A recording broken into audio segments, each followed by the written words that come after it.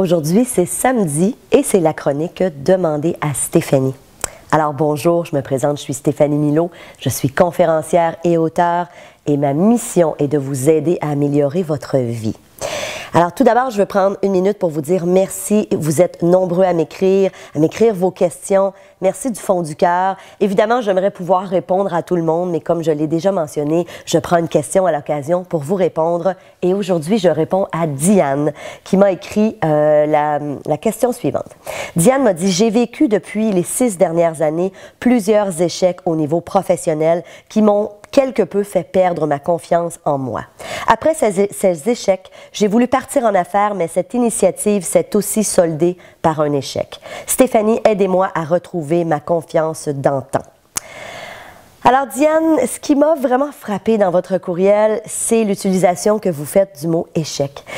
J'ai envie de commencer en vous disant, vous voulez augmenter votre confiance en vous, vous voulez retrouver votre confiance en vous, transformer le mot « échec ». Vous savez, moi j'ai la ferme conviction que lorsqu'on vit des difficultés, on a avantage à le voir comme des expériences. Et je sais que ce n'est pas toujours facile, ça peut même avoir l'air cliché de dire c'est pas des échecs, c'est des expériences, mais c'est toute la différence au niveau mental, si on arrive à percevoir le chemin qu'on a parcouru, même si on n'a pas atteint les objectifs qu'on voulait, si on arrive à voir ça comme des expériences. Donc, déjà à la base, ce que je vous invite à faire, Diane, et pour toutes les personnes qui nous écoutent aujourd'hui et qui se retrouvent dans une situation comme ça, si vous vous reconnaissez à l'effet de manquer un peu de confiance, autant au niveau professionnel que personnel. Si vous avez vécu dans les dernières années des difficultés ou des échecs, comme le dit Diane, transformez ce mot-là. Utilisez plutôt des expériences. Les expériences font de nous une meilleure personne et font qu'on est aujourd'hui la personne qu'on est et que dans 5 ans, dans 10 ans, vous allez devenir une meilleure personne. Alors, je vous donne quelques stratégies, Diane. Premièrement, super important, lorsqu'on voit la confiance en soi diminuer, on doit travailler sur notre sentiment d'infériorité. Parce que, qu'est-ce qui se passe lorsqu'on perd la confiance? C'est qu'on commence à avoir un discours intérieur qui est très aliénant. On commence à se dévaloriser. On commence à se dire, tu réussiras pas, t'es pas bonne, tu vois, t'as manqué ton coup, t'as eu un échec, alors... Et là, on tombe dans ce scénario négatif où on se dévalorise. Donc, tout de suite, Diane, cessez ce discours. Arrêtez d'entretenir ce sentiment d'infériorité où vous continuez à alimenter ça. Moi, je le dis souvent, on est le boss de ce qui se passe dans notre tête. C'est à nous de choisir les idées, les pensées qu'on a. Et lorsqu'on voit qu'on a une pensée d'infériorité, tout de suite, on arrête. On dit stop, non. C'est pas parce que j'ai pas nécessairement réussi cette fois-là que je ne réussirai pas dans le futur, que je ne réussirai pas la prochaine fois. Donc ça, c'est une chose. Faites taire ce discours d'infériorité. Deuxièmement, faites la liste de vos forces. Et je vous invite vraiment à faire l'exercice. Vous allez prendre une feuille et vous allez séparer la feuille en deux. D'un côté, vous allez mettre toutes vos forces. Qu'est-ce que vous avez comme qualité, comme force? Qu'est-ce que vous faites de mieux que les autres? Et de l'autre côté, vous allez noter les points que vous avez améliorés. Est-ce que des aptitudes, des comportements que vous devriez améliorer, qui sont peut-être l'objet de ces fameux échecs, Diane, que vous nous parlez?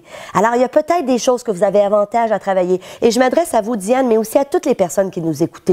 Quels sont les points que vous avez avantage à travailler? Et à partir de là, décidez aujourd'hui que vous voulez que ça change.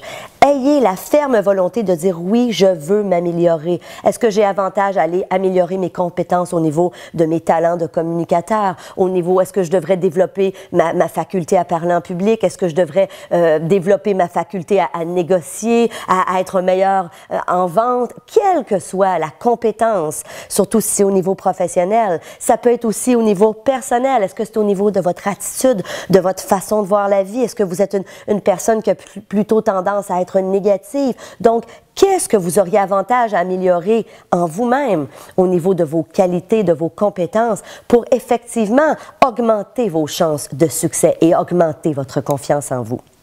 Ensuite, ayez ce désir de changer. Et vous savez, j'ai lu un jour une citation qui disait « On a longtemps cru que tous les grands leaders de ce monde étaient des gens qui avaient vraiment des compétences hors du commun, qui étaient plus doués, plus talentueux que la moyenne des gens. Et ce qu'il faut savoir, c'est qu'il y a plusieurs auteurs qui ont fait des recherches sur les grands leaders de ce monde, sur les gens qui ont développé de grandes entreprises, des multinationales, qui ont eu de grands succès au niveau professionnel, et ils sont tous arrivés au même constat. Les grands leaders de ce monde ne sont pas nécessairement plus talentueux que vous et moi. Oui, il y avait une certaine dose de talent, mais ce sont des gens qui, avant tout, avaient le désir de réussir, avaient le désir de s'améliorer. C'était des gens qui travaillaient continuellement sur eux-mêmes, qui avaient cette volonté de dire « je vais réussir », qui travaillaient leur confiance en eux. Alors, Diane, j'espère que ça a pu répondre à votre question pour toutes les personnes qui nous écoutaient et qui disent « oui, moi, c'est un défi pour moi au quotidien. Parfois, ma confiance n'est pas au rendez-vous. » Alors, je vous invite à appliquer ces petits trucs. Faites l'exercice que je vous propose, vos forces et vos points améliorés, et travaillez les points améliorés. Décidez aujourd'hui que vous allez vous améliorer. Alors, écoutez, c'est samedi. Le samedi, c'est pour faire la farniente, hein? Vous savez, j'utilise souvent ça, la farniente. Alors, relaxez, profitez de la vie. Merci d'être là. J'ai envie de vous dire bon samedi, bon week-end, et on se voit mercredi. Salut!